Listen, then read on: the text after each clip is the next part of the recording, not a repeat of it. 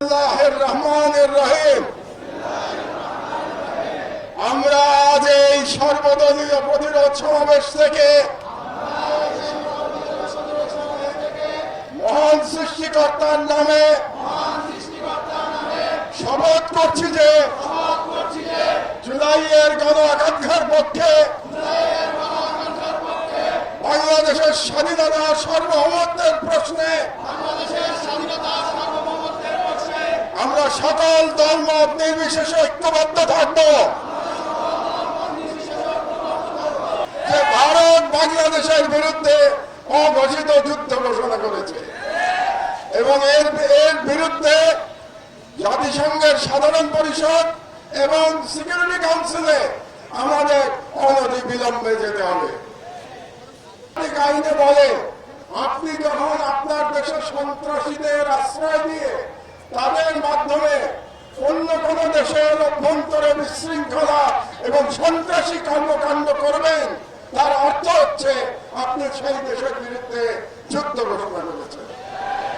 কাজেই আমি সরকারের প্রতি আহ্বান জানাচ্ছি, আপনারা অনতিবিলম্বে জাতিসংঘে ভারতের বিরুদ্ধে নালিশ উত্থাপন করুন যে ভারত বাংলাদেশের বিরুদ্ধে অঘোষিত যুদ্ধ ঘোষণা করেছে এবং এর বিরুদ্ধে জাতিসংঘের সাধারণ পরিষদ এবং সিকিউরিটি কাউন্সিলে আমাদের অনতি বিলম্বে যেতে হবে।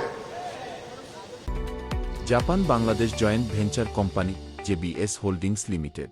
2 নম্বর, রাজনৈতিক দলগুলোর উদ্দেশ্যে আমি বলতে চাই, অনেক রাজনৈতিক নেতা বলে থাকেন যে ভারতের সাথে বন্ধুত্ব করা ছাড়া নাকি ক্ষমতায় যাওয়া যায় না, কিংবা ক্ষমতায় গেলেও টিকে থাকা যায় না। ভারতের সাথে বন্ধুত্ব করে যদি ক্ষমতায় টিকে থাকা যেত, তাহলে শেখ হাসিনাকে পালিয়ে ভারতে আশ্রয় নিতে হতো না। কাজে আমি ওই সমস্ত রাজনীতিবিদদের বলে দিতে চাই, এই ওসমান হাদির বাংলাদেশে ভারতের দলালি করে কোন রাজনৈতিক দল ক্ষমতায় যেতেও পারবে না, ক্ষমতায় টিকে থাকতেও পারবে না।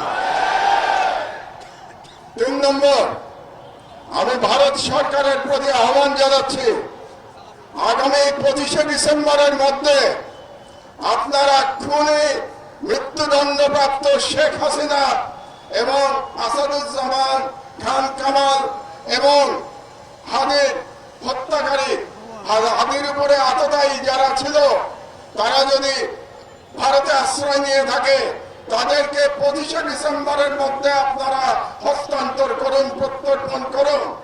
না হলে আমি হাদির রক্তের কসম দিয়ে বলছি, বাংলাদেশের প্রতিটি ভারতীয় প্রতিষ্ঠানের বিরুদ্ধে আমরা প্রতিরোধ সংগ্রাম শুরু করব।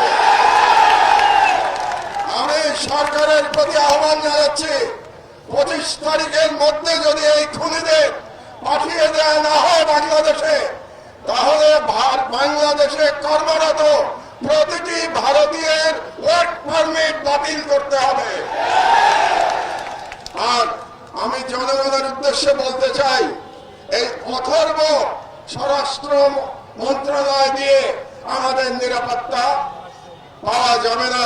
কাজেই তাদের আশা আমাদের ছেড়ে দিতে হবে। কাজেই জনগণের প্রতি আমি আহ্বান জানাচ্ছি, প্রতিটি ওয়ার্ডে আপনারা আইন শৃঙ্খলা কমিটি গঠন করুন।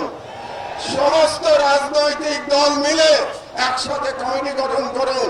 তাদের দায়িত্ব হবে ফাঁসিবাদী এবং ফাঁসিবাদী দোষরদের চিহ্নিত করে তাদেরকে আইনের হাতে সোপর্দ করা। এই দায়িত্ব জনগণকেই নিতে হবে।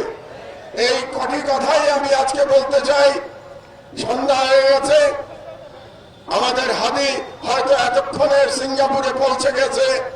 আমি মহান আল্লাহ তাআলার কাছে করজোড়ে মিনতি জানাচ্ছি, ফরিয়াদ করছি, আমাদের হাদিকে আল্লাহ আমাদের মাঝে আপনার ফিরিয়ে দিন এবং হাদির সুস্থতা কামনা করে আমার বক্তব্য শেষ করছি। তবে আরেকটি কাজ বাকি আছে।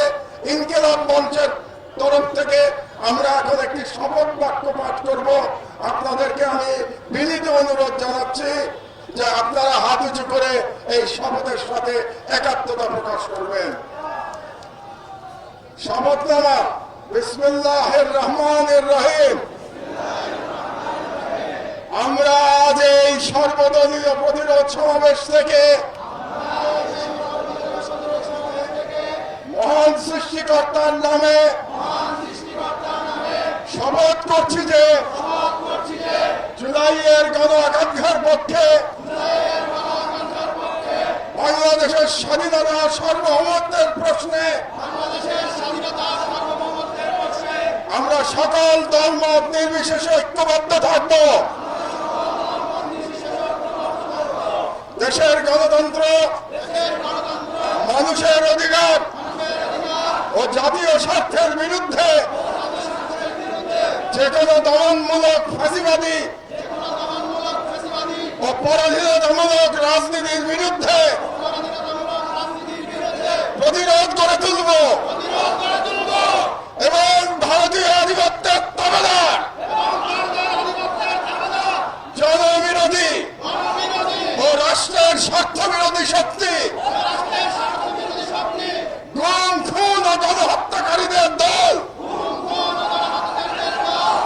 ভারতের মদস্পুষ্ট আওয়ামী লীগ, তাদের সহযোগী, তাদের পক্ষে বয়ান উৎপাদনকারী কালচারাল ফ্যাসিস্ট কাউকে এই বাংলাদেশে অপরাজনীতি করতে দেব না এবং তাদেরকে রাজনীতিতে প্রাসঙ্গিক করতে আমরা কখনই সহযোগিতা করব না। আইনের শাসন, জনতার ক্ষমতা এবং একটি স্বাধীন সার্বভৌম বাংলাদেশের প্রশ্নে আমরা আপোষহীন থাকব। এই মর্মে আমরা শপথ গ্রহণ করলাম।